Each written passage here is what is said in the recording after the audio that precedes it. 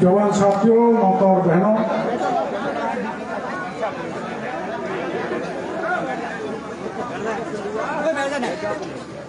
मोहनपुर में कई बार आने का मौका मिला है,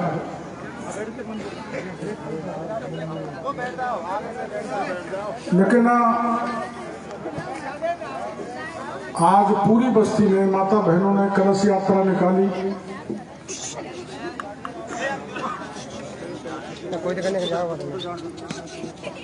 और पुष्प वर्षा की। बहुत बार मोहनपुर में आया हूँगा, लेकिन ऐसा स्वागत पहले कभी नहीं हुआ जो आज हमारा स्वागत किया। उसके लिए मैं बहुत बहुत धन्यवाद देना चाहता हूँ। तो अच्छे स्वागत के साथ मेरी चिंता भी बढ़ गई, पता नहीं कैसी टेक मांग रखेंगे, पर मैं समझ गया हूं आपकी कृपा रही महुआ के इलाके की कि मैं 28 साल की उम्र में आपके बीच में आया था। आपकी मेहरबानी हुई कि महुआ के लोगों ने सबसे पहले मेरे को विधायक बनाया। मैं वो दिन नहीं भूल सकता, क्योंकि हमारे पास चुनाव लड़ने के लिए पैसा नहीं था। मात्र 16,000 रुपये में चुनाव लड़ा था।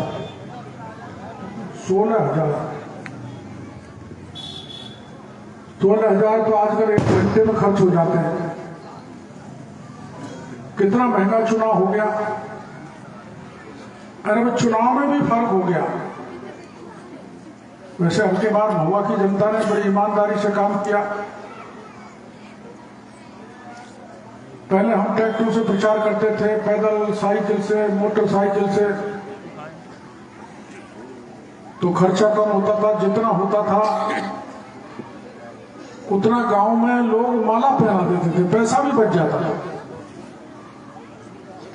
पर आजकल उल्टा लेने लग गए। वो क्यों लेने लग गए?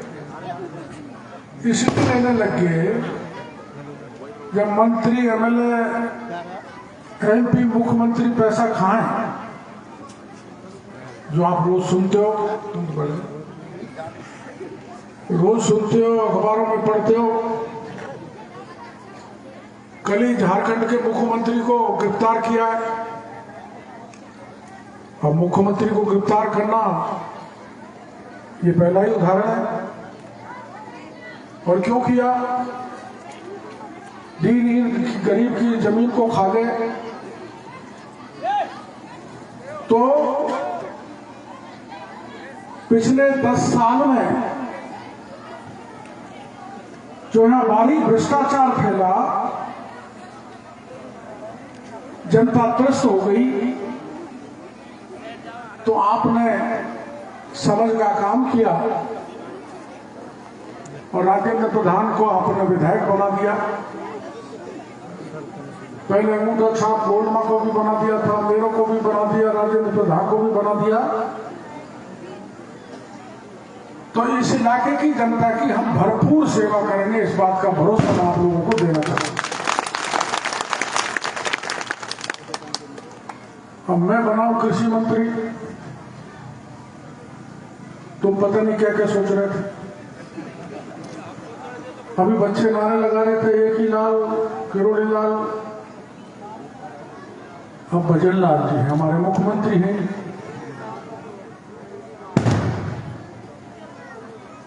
देखो ऐसा है, 2 चीज होती है, एक पद और एक कद। अब पद किसी को मिल जाए, लेकिन कद बड़ा होना चाहिए। और आपको ये पता है, पूरे 5 साल में कई बहन बेटी की इज्जत लुटी, तो मैं वहां खड़ा हो गया। कर्जे के कारण किसान मरा, तो उसके साथ खड़ा हो गया। भूमि के विवाद में ब्राह्मण मरा, पुजारी मरा, उसके साथ खड़ा हो गया। वीरांगना के साथ अत्याचार हुआ, उसके साथ खड़ा हुआ।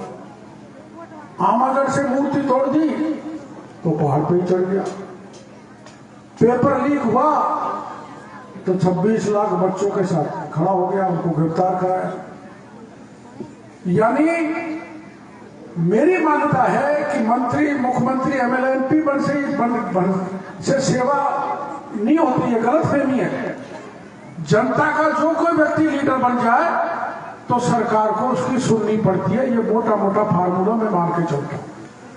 आपने देखा महात्मा गांधी ने अकेले ने अपने उघाड़े तन से, जो कितने कमजोर थे, हाथ में डंडा लेके उन अंग्रेजों को भगा दिया यहां से, जिनके राज में सूरज नहीं छिपता था।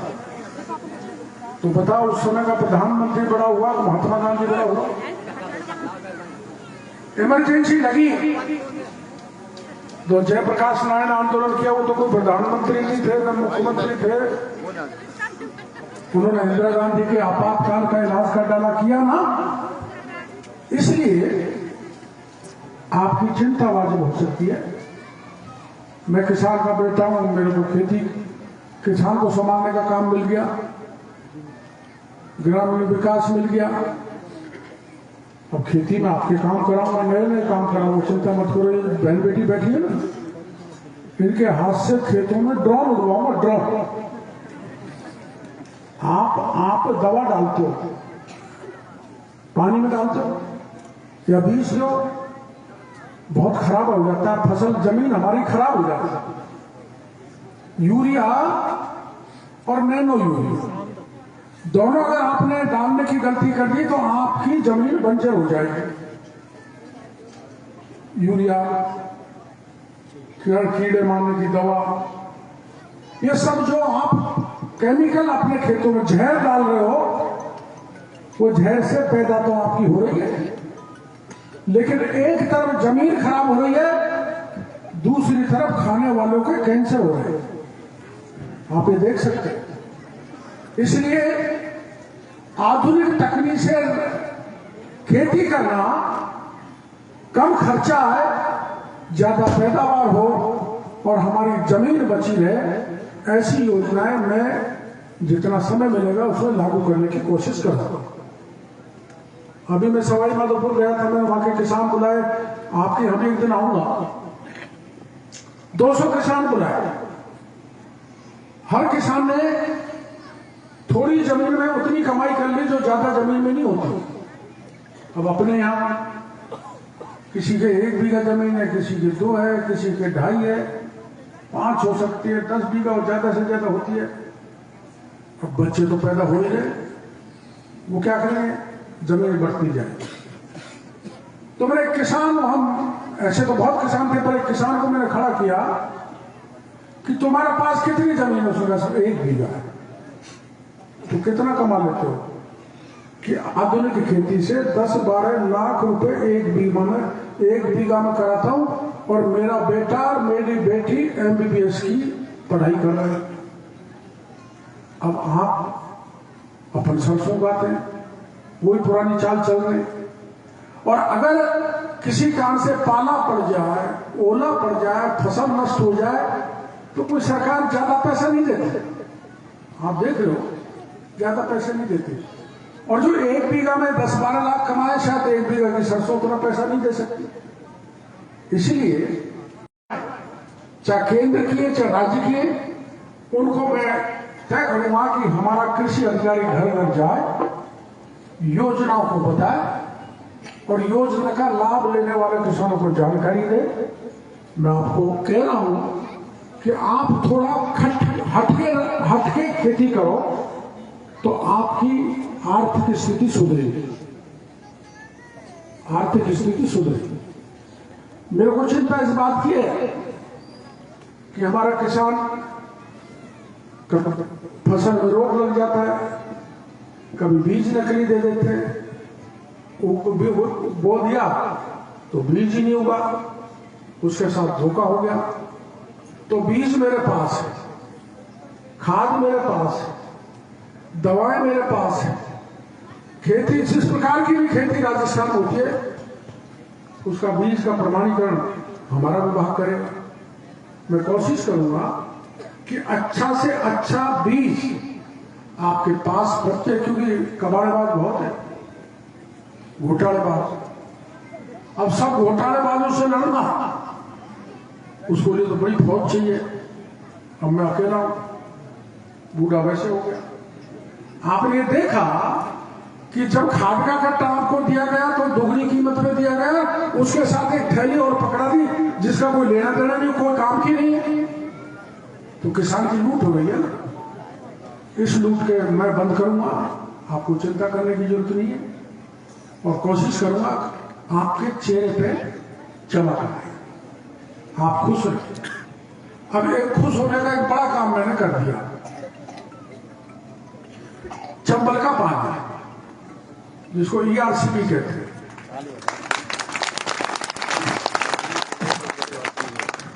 मैं इसको 89 से 90 से उठा रहा हूं, 90 से 45 साल हो गए, 45-42 साल बराबर लड़ता रहा। MP था जब था, MLA था, मंत्री था, और अब भी एक साल पहले जब गहलोत साहब का राज था तो मीना हाईकोर्ट में मैंने किसानों का इकट्ठा किया था। 50,000 किसानों को लेकर जयपुर गया था, रास्ते में पुलिस ने रास्ता रोक दिया था, हमको जाने नहीं दिया, लेकिन सरकार से वादा करवाया कि हम ERCP का प्रस्ताव केंद्र को भेजेंगे। चला गया तो मध्य प्रदेश ने सहमति नहीं दी, क्योंकि दो प्रदेशों के बीच होके चंबल, बैठ जा भाई, थोड़ी देर बैठ जा, लाइट मत पहुंचा, लेट जाऊं सबके कागज। दो मध्य प्रदेश और राजस्थान के बीच होकर चंबल जा रहे, चंबल का निकास मध्य प्रदेश से। अब मोहनपुर से कोई पानी जा रहा हो और पहाड़ी वालों को लेना है तो आपसे समझौता करना पड़ेगा।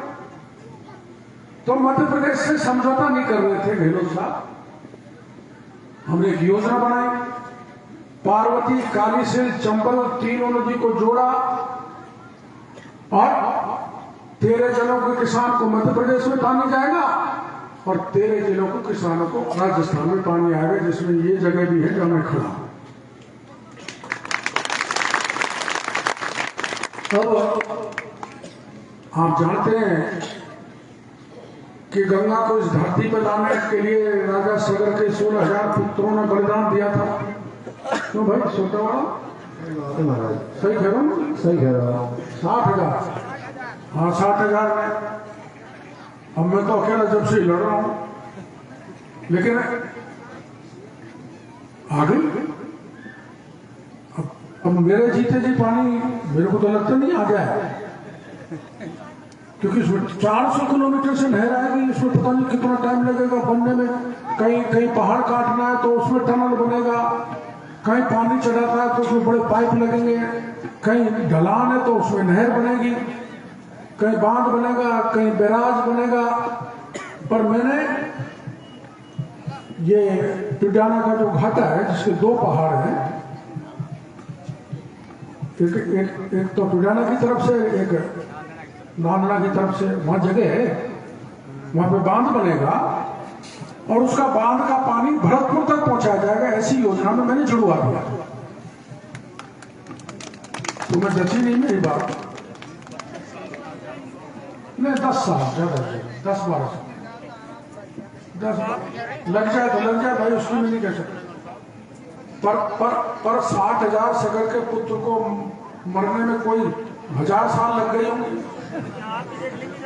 तो भागीरथ ने तपस्या की, कहते थे गंगा आण हाथ तो थी, भागीरथ कैसे राजी, आप कैसे रहेंगे साहब? इसलिए समय लग सकता है, लेकिन ये योजना मोदी जी ने सैंक्शन करा दी हमारे राजस्थान के लिए।